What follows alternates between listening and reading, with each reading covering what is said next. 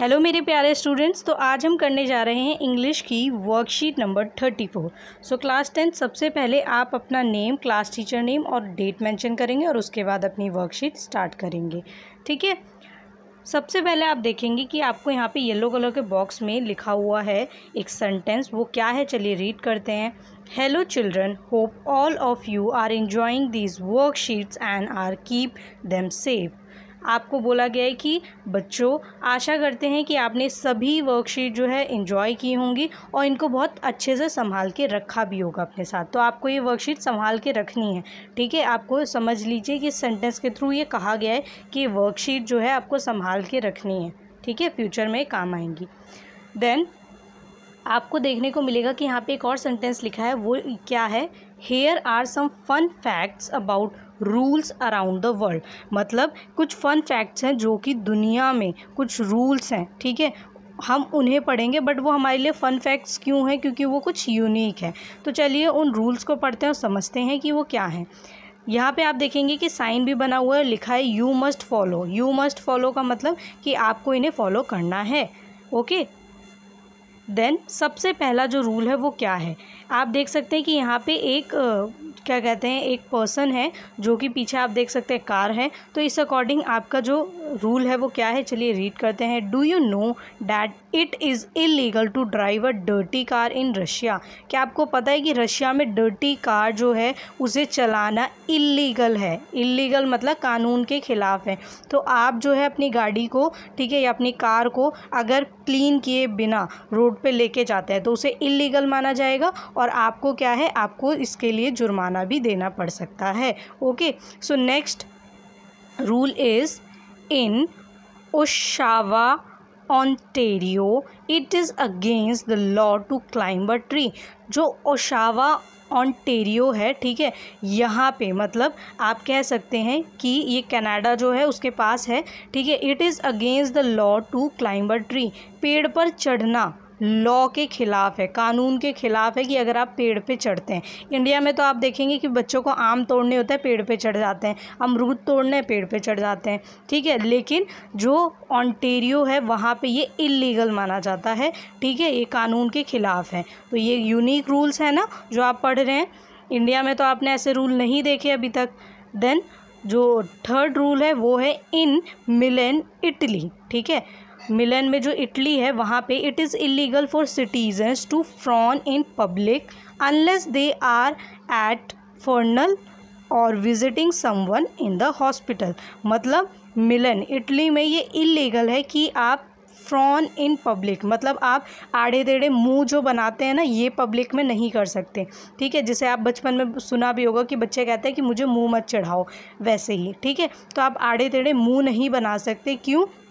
क्योंकि ये इलीगल है। ठीक है, इटली में, याद रखना इसे। और इसके अलावा आपको एक और बात कही गई है, वो ये है कि unless they are at a funeral or visiting someone in the hospital. अगर वो फर्नल में नहीं है किसी, या किसी हॉस्पिटल में नहीं है तो, ठीक है, मतलब क्योंकि आप कह सकते हैं कि अगर कोई किसी के फर्नल मतलब होता है कि देहांत में, ठीक है, किसी के देहांत में मतलब जब कोई मर जाता है तो वहाँ पे लोग जो है मिलने जाते हैं, उसे हम फर्नल कहते हैं। ठीक है, और हॉस्पिटल तो आपको पता ही है। तो अगर हॉस्पिटल और फर्नल में नहीं है तो ये इलीगल है, क्योंकि हॉस्पिटल और फर्नल में जब इंसान होता है तो वो इमोशनल होता है, रो रहा होता है, चेहरे पर जो होती है स्माइल नहीं होती है। तो वहाँ पे आप कह सकते हैं कि वो उदास है, तो उसके चेहरे के एक्सप्रेशन हो सकते हैं, ठीक है, अजीब। तो इसीलिए सिर्फ इन दो जगहों पे जो है लोगों को अलाउ है। बाकी किसी भी जगह पे अगर इंसान जो है फ्रॉन करता है तो क्या है कि उसको इसके लिए इलीगल माना जाएगा, तो सज़ा भी मिल सकती है। Okay, now fourth rule is it is illegal to chew gum in Singapore. Singapore में आप जो है गम च्यू नहीं कर सकते। ठीक है, मतलब गम नहीं खा सकते। तो ये इलीगल है, वहाँ पे बुरा माना जाता है, इलीगल, कानून के ख़िलाफ़ माना जा सकता है। ठीक है, तो इसीलिए आप बिल्कुल भी गलती से भी कभी सिंगापुर जाएं तो गम च्यू ना करें। ओके, ये याद रखना। उसके बाद है, क्योंकि आप सोचेंगे कि मैम मैं कहाँ जा रहा हूँ सिंगापुर, या फिर मैं कहाँ जा रही हूँ सिंगापुर, पर हो सकता है फ्यूचर में आप इतने जो हैं अच्छे खासे और अच्छी खासी पर्सनालिटी बन जाए, डेवलप करें, तो आपका जो है मौका मिल सकता है। तो ऐसे कंट्रीज़ में जब भी जाएं तो उनके रूल्स को ज़रूर पढ़ लें, ठीक है। उसके बाद है जो लास्ट रूल है, it's illegal to feed pigeon in Venice. Venice में, ठीक है, पिजन्स को मतलब कबूतरों को फीड करना मतलब खाना खिलाना जो है वो इलीगल है। इलीगल मतलब आपको पता ही है कानून के खिलाफ। सो आप ये नहीं कर सकते हैं, वेनिस में बिल्कुल भी कबूतरों को फीड नहीं कर सकते हैं। ओके, सो यहाँ पे हमने कुछ रूल्स पढ़े, ये रूल्स बहुत यूनिक थे। और एक बात और, ये यूनिक रूल्स बहुत सारी कंट्रीज़ हैं, जब आप जाएंगे तो हर कंट्री के अपने अलग अलग रूल्स होंगे। उन रूल्स को जाने बिना अगर आप उसको जो है नहीं समझते, नहीं जानते और आपने उससे फॉलो नहीं किया तो आपके ऊपर भी कार्यवाही हो सकती है। तो इसीलिए कहते हैं कि किसी भी कंट्री में जाओ तो पहले वहाँ के रूल्स को ज़रूर समझो और जानो। इंडिया जो है वो ऐसी कंट्री है जहाँ पे आपको बहुत सारी चीज़ों की बहुत आज़ादी है, ठीक है। जब आप दूसरी कंट्रीज़ में जाएंगे तब आपको पता चलेगा इंडिया की वैल्यू क्या है। इसीलिए हम कहते हैं कि हमारा देश महान है, क्योंकि यहाँ पे आपको जीने के लिए पूरी तरीके से आज़ादी दी जाती है। ये छोटे छोटे रूल्स हैं जो कि बहुत सारी कंट्रीज़ में बहुत से ऐसे छोटे छोटे रूल हैं जो आपको बहुत अजीब लगेंगे, ठीक है। देन हमारा जो आज का टास्क है वो है we use the modal must. हम मस्ट जो है वो कहाँ यूज़ करते हैं, ठीक है। मोडाल मस्ट को हम कहाँ यूज़ करते हैं, व्हेन, जब।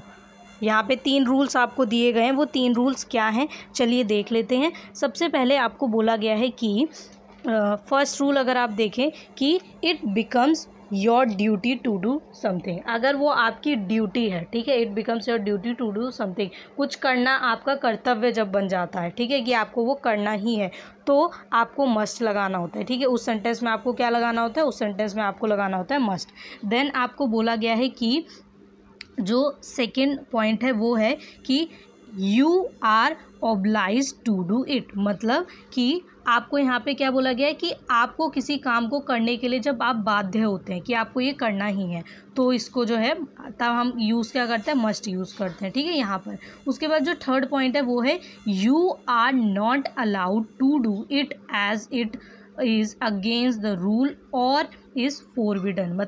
सो इसका मीनिंग क्या है थर्ड सेंटेंस का, कि you are not allowed to do it as it's against the rule और इज़ फोरबिडन। मतलब अगर कोई चीज़ जो है वो रूल है तो उसके अगेंस्ट आप कुछ नहीं कर सकते। तो अगर जैसे आप बोले कि हाँ ये रूल है तो ये रूल है और आपको ये फॉलो करना ही है, तो वहाँ पे यूज़ होता है मस्ट। ओके, देन उसके बाद आप देखेंगे कि यहाँ पे आपको देखने को मिलेगा कि here are 2 examples to help you understand the usage of must in a sentence. किसी भी सेंटेंस में मस्ट को हम कैसे यूज़ करते हैं, एग्जाम्पल दिया है आपको 2 सेंटेंस के थ्रू, ठीक है। पहला सेंटेंस है कि you must not swim in that river, it is full of crocodiles. मतलब कि जो रिवर है, यहाँ पे बोला है कि आप उस रिवर में नहीं तैर सकते हैं जिसमें बहुत सारे क्रोकोडाइल्स हैं, ठीक है। क्यों, क्योंकि उसमें बहुत सारे क्रोकोडाइल हैं, तो अगर आप उसमें तैरेंगे तो क्या होगा, वो क्या करेंगे, खा जाएंगे, ठीक है। तो इसीलिए वहाँ पे आपको बिल्कुल भी स्विम नहीं करना है। तो एक तरीके से क्या है, ये आप बिल्कुल भी नहीं कर सकते, इसके लिए आप बाध्य हैं। तो यहाँ पे आप कह सकते हैं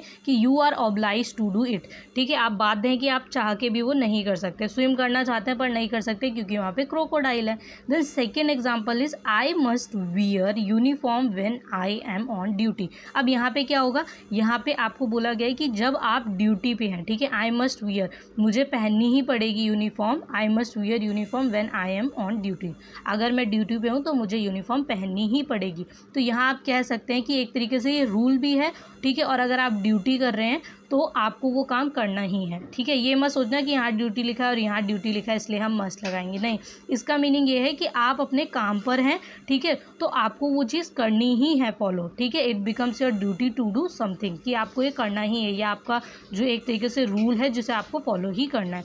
ओके, द नेक्स्ट इज़, आप यहाँ देख सकते हैं कि आपको बोला है task to do complete the given sentences by choosing the suitable modal. आपको बोला गया है कि जो नीचे 10 सेंटेंसेस गिवन है, आपको यहाँ ऑप्शंस भी दिए गए हैं 2, इनमें से कोई एक करेक्ट है जो कि आपको यहाँ पे लिखना है और फिल करना है, ठीक है। तो आपको ये बताना है कि इसमें कौन सा सिचुएबल है, अकॉर्डिंग टू सेंटेंस कौन से वर्ड को हम लिखेंगे, शुड, मस्ट, ठीक है, must, should, can, have to, ये आपको सेंटेंस के अकॉर्डिंग देखना है, समझना है और ये बताना है कि ये इसीलिए आपको बताया गया है कि मस्ट के बारे में कि इनमें से किस जगह मस्ट यूज़ होगा और कहाँ नहीं यूज़ होगा। ओके, सो हम इसे स्लाइड पे सभी आंसरों के साथ देखते हैं कि इसे कैसे हम लिखेंगे। ओके, तो जो आपका पहला सेंटेंस है वो क्या है? पहला सेंटेंस आपका है कि these days we must wear a mask when we go out. ठीक है, तो यहाँ आप कह सकते हैं कि these days we must wear a mask when we go out, जब हम बाहर जाते हैं तो इन दिनों में, ठीक है, दीज डेज इन दिनों में जब हम बाहर जाते हैं तो हम मास्क ज़रूर पहनते हैं। तो यहाँ पे आपको पहनना ही है, एक तरीके से आप कह सकते हैं कि आप इस चीज़ के लिए बाध्य हैं। ठीक है, इट बिकम्स योर ड्यूटी नहीं कहेंगे, आप ये कह सकते हैं you are oblige to do it. ठीक है, कि आपको ये चीज़ करनी ही है, आपको, आप बाध्य हैं, क्योंकि कोरोना से बचना है तो आपको पहनना ही पड़ेगा। ठीक है, तो बाध्य हैं आप यहाँ पे। उसके बाद जो सेकेंड सेंटेंस है वो है a shield must be worn if you need to come in contact with a corona patient. अगर आप किसी कोरोना पेशेंट के संपर्क में आ रहे हैं तो आपको शील्ड जो है वो पहननी ही पड़ेगी। ठीक है, तो ये मस्ट है, ज़रूरी। अगर आप नहीं पहनेंगे तो क्या होगा, आपको भी कोरोना होने के चांसेस पूरे हैं, तो इसीलिए आपको पहनना ही पड़ेगा।